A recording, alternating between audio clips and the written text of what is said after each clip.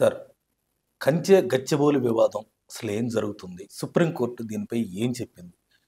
ఒకరేమో 400 ఎకరాల్లో echo park కడతామంటున్నారు. ఇంకొకరేమో 2000 ఎకరాల్లో ఎకో పార్క్ కడతామంటున్నారు.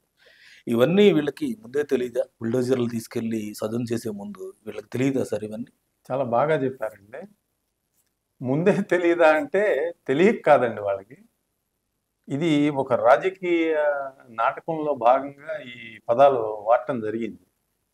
నేను 400 ఎకరాల్లో ఎకో పార్క్ చేసేస్తాను. అది ఆయన కేటీఆర్ గారి భూమి కాదు, అది ప్రజల భూమి.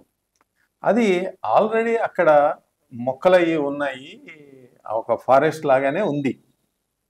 దాన్ని ఆయన హయాంలో ఆ మాట అని ఉన్నట్లయితే ఎకో పార్క్ ఆయన 10 ఏళ్ల ప్రభుత్వ కాలంలో కనీసం కోర్టులో ఉంది, ఇది వస్తే మేము ఎకో పార్క్ చేస్తాము అని ఉన్నట్టయితే కేటీఆర్ గారు అన్న మాటలకి అర్థం ఉండేది.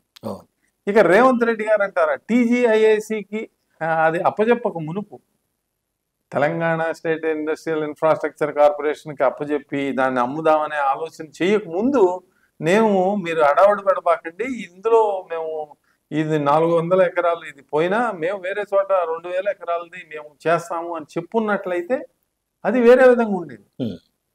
చెప్పుంటే పోనీ దానికే ఇండస్ట్రియల్ ఇన్ఫ్రాస్ట్రక్చర్ చేసుకోండి. మీరు ఏదో 2000 ఎకరాలు ఎక్కడో ఎకో పార్క్ చేసే ముందు అక్కడ 1500 ఎకరాలు, అది ఏదైనా కానీ గవర్నమెంట్ భూమి కాదండి. ఇదంతా ప్రజల నుంచి సేకరిస్తారు. వాళ్ళు మళ్ళీ గగ్గోలు పెడతారు, ఏమంటారు, అయ్యో మా భూముల్ని తక్కువ ధరకి ప్రభుత్వ ధర తక్కువే ఉంటుంది కదా, మార్కెట్ రేట్ ఇవ్వరు, ఆ డబ్బు కూడా సక్రమంగా ఇవ్వరు. వాళ్ళకి ఆ ల్యాండ్ టైటిల్స్ అవి కూడా సరిగ్గా ఉండవు. కొంతమందికి కౌలు ఉంటాయి, కొంతమందికి రకరకాల భూములు. ప్రభుత్వం ఎప్పుడు కూడా ప్రతి భూమిని వాడు నిరూపించుకునే వరకు ఇది నా భూమి అని. ఇట్లాంటి వాటిల్లో చిన్న రైతులు, కౌలుదారులు ఏదో చేసుకుని ఏదో చిన్న పట్టా ఉంటుంది, దాన్నే పట్టుకుని ఆ భూమిని బట్టి నమ్ముకున్న వాళ్ళు నష్టపోతూ ఉంటారు. ఇది రేవంత్ రెడ్డి గారికి ఎక్కడా లేదు ల్యాండ్ ప్రభుత్వానికి ఇచ్చి చేయటానికి, కానీ కేటీఆర్ గారికి కూడా లేదు. ఇది ప్రజల భూమే. ప్రభుత్వ భూమి అంటే అది ప్రజల భూమే.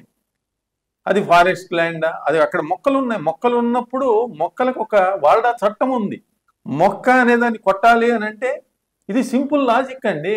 ఏ కాలనీలో జ్ఞానం ఉన్న ఎవరికైనా అడిగితే చెప్తారు, మొక్క కొట్టకూడదు. ఎందుకు కొట్టకూడదు? నా ఇంటి ముందు మొక్క నేను కొట్టుకుంటానంటాడు.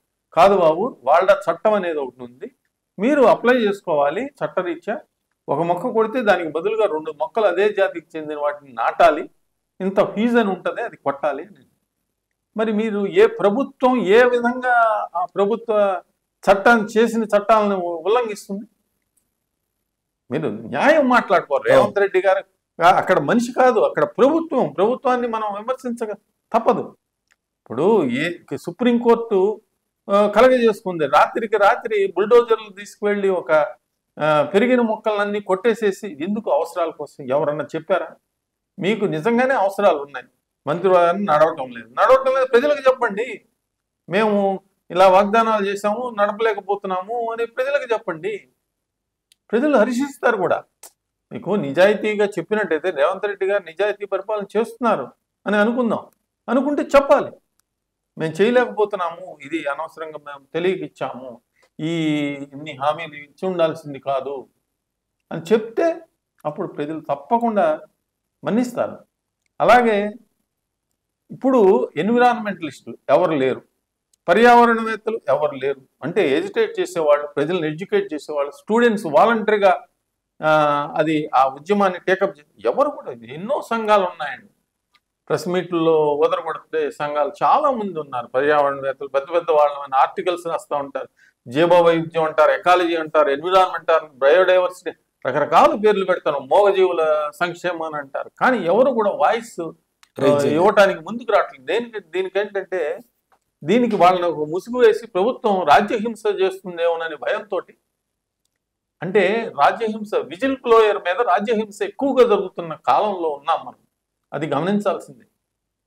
కాబట్టి ఇవన్నీ కూడా సుప్రీంకోర్టు స్వయంగా వాళ్ళకి అప్రయమైన అధికారాలు ఉన్నాయి కాబట్టి రేవంత్ రెడ్డి గారి ప్రభుత్వాన్ని నియంత్రించారు. ఇప్పుడు ఏమైంది?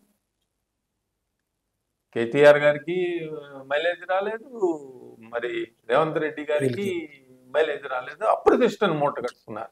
ఇప్పుడు మంత్రివర్గానికి ఏం చేయమంటారు చెప్పండి అని దినదిన గండం నూరేళ్ల ఆయుష్గా రేవంత్ రెడ్డి గారి ప్రభుత్వం నడుస్తుంది అని చాలా మంది అనుకుంటారు. కానీ రేవంత్ రెడ్డి గారి ప్రభుత్వానికి వచ్చిన ఇబ్బంది ఏమీ లేదండి. ఈ 4 ఏళ్ల పాటు ఆయన పూర్తి స్థాయి అధికారంతో కాంగ్రెస్ ప్రభుత్వాన్ని ఆయన దిగ్విజయంగా పూర్తి చేస్తారు. తర్వాత ఎలా ఉంటుంది, రేవంత్ రెడ్డి గారు కాంగ్రెస్ పార్టీలోనే ఉంటారా, వేరే పార్టీలోకి వెళ్తారా అనేది రాబోయే కాలంలో మాత్రమే తెలుస్తుంది. కానీ ఏదేమైనా తర్వాత అధికారంలోకి ఎవరు వస్తారు, టీఆర్ఎస్ వస్తుందా, మరి ఆయన చెప్పిన కేటీఆర్ గారు చెప్పిన విధంగా కంచె గచ్చిబౌలి భూముల్లో ఎకో పార్క్ కడతారా? ఎకో పార్క్ కడతాం కాదండి, జీవ వైవిధ్య పార్క్ ఒకటి మీరు అధికారంలోకి వచ్చినప్పుడు ఒకటి మీ అధికారం కనుసన్నలోనే ఉంది. మైహోం భూజా పక్కన జీవ వైవిధ్య పార్క్ ఉంది, బయోడైవర్సిటీ పార్క్ ఉంది 15 ఎకరాల్లో చిన్న పార్కు. దాన్ని ఎందుకు అభివృద్ధి చేయలేకపోయింది టీఆర్ఎస్ ప్రభుత్వం? అది ప్రపంచ ప్రతిష్టాత్మకమైన పార్క్. అది అంటే ఎండేంజర్ స్పైసెస్ అన్నిటినీ వివిధ జాతులకు చెందిన 100కు పైగా దేశాల నుంచి వచ్చిన ప్రతినిధులు ఎండేంజర్డ్ అంటే అంతరించిపోతున్న మొక్కలలో కొన్ని తీసుకుని వాడిని ఒక్కొక్కటి అక్కడ ప్లాంట్ చేయటం జరిగింది. దానికోసం కొన్ని నిధులు కూడా కేటాయించారు. పైలైన్ ₹1,00,00,000 ఖర్చు పెట్టి పైలైన్ కూడా ఆవిష్కరించారు. ఎవరు? మన్మోహన్ సింగ్ గారు. ప్రధాని వచ్చాడు అప్పుడు ప్రధాని. మరి కాంగ్రెస్ ప్రభుత్వం ఉంది, కాంగ్రెస్ ప్రభుత్వం ఇప్పుడు అధికారంలో ఉంది. మీరు రోజు అటే వెళ్తూ ఉంటారు కదా. ఆ పార్కుని 15 ఎకరాల పార్కుని అన్ని ఐటీ కంపెనీస్ మధ్యలో ఉన్న పార్కుని నిర్లక్ష్యంగా వదిలివేసి దాని గేట్కి దాని బోర్డులు బీకేసి దాంట్లో మరి ఐస్ క్రీమ్ బళ్ళు, ట్రక్కులు, మరి మట్టి మశానం. మీరు ఎప్పుడైనా ఒకసారి విజిట్ చేయండి. ఆ పార్కులో ఏం జరుగుతుంది అనేది తెలుస్తుంది. రేవంత్ రెడ్డి గారు, కేటీఆర్ గారు మీరు కూడా విజిట్ చేయొచ్చు. కంచె గచ్చిబౌలి భూములు ఎంత ప్రధానమైన అంశమో మీ చిత్తశుద్ధి. ఆల్రెడీ ఒక పార్కు అక్కడ ఈర్మార్క్ చేసి ఉంది. ఇప్పుడు కోర్టు తీర్పుల కోసం వేచి ఉండకుండా మీరిద్దరిలో ఎవరు ముందు వెళ్ళినా కానీ ఆ పార్క్ కేసి ఒక అడుగు లోపలికి వేయండి పార్కులోకి. మీరు ప్రతిపక్ష నాయకులు మరి ముఖ్యమంత్రి గారు కాబట్టి పార్కులోకే కారు వెళ్ళొచ్చు. మీరు కారులోనే తిరిగి ఒకసారి పరిశీలించండి.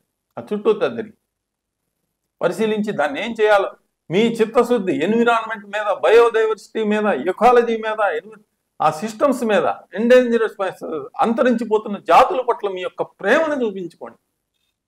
అలా చూపించాలి కానీ పొలిటికల్ మైలేజీ స్టేట్మెంట్ల కోసం చేసిన ప్రకటనలలాగా కేటీఆర్ గారు ఇచ్చిన తప్పే, రేవంత్ రెడ్డి గారు ఇచ్చిన తప్పే. అలాంటి వ్యాఖ్యల వలన ప్రజలు హర్షించరు. ఏది ఏమైనా సుప్రీంకోర్టు తీసుకున్న చర్యని మనం అందరం కూడా స్వాగతించాల్సిందే. పర్యావరణ ప్రేమికులందరూ కూడా స్వాగతించాలి. మరి ఈ వీడియో చూసిన వాళ్ళందరూ కూడా మీరు కూడా బయోడైవర్సిటీ పార్క్ అనేది ఒకటి ఉంది, దాన్ని అదే ల్యాండ్ మార్క్గా మైహోం భూజా పక్కన ఉంటుంది. ఇది దాన్ని ఒక్కసారి విజిట్ చేయండి. 15 ఎకరాల పార్కు, దానికి సందర్శన సమయాలు ఉన్నాయి. అక్కడ డాక్టర్ మన్మోహన్ సింగ్ ఈ భారతదేశానికి దిశానిర్దేశం చేసిన ఫైనాన్స్ ఆర్థిక విధానాల్లో విప్లవాత్మకమైన మార్పులు తెచ్చి భారతదేశం అభివృద్ధికి తోడ్పడిన మన్మోహన్ సింగ్ గారు అక్కడ ఒక పైలాన్ని పెట్టారు. దాని మీద బోర్డులు అవి కూడా ఉంటాయి. వివిధ వృక్షజాతులకు సంబంధించిన ఇన్ఫర్మేషన్ అవన్నీ కూడా సైన్ బోర్డులు ఉంటాయి. అవి ఎలా ఉన్నాయి అనేది ఒక్కసారి మీరు కూడా పరిశీలించండి. ఎందుకంటే కంచె గచ్చిబౌలి భూములు విషయం కోర్టు పరిధిలో ఉంది కాబట్టి అది కోర్టు దానికి తగిన న్యాయం చేస్తుందనే నమ్మకం ఉంది కాబట్టి కనీసం ఈ పార్కుని సంరక్షించుకోండి. మరిన్ని అప్డేట్స్ కోసం మా కాయ్ టీవీని సబ్స్క్రైబ్ చేసుకోండి. మా వీడియో కనుక మీకు నచ్చినట్లయితే లైక్ చేయండి, షేర్ చేయండి. మీ విలువైన అభిప్రాయాలను కామెంట్ బాక్స్లో తెలియజేయండి.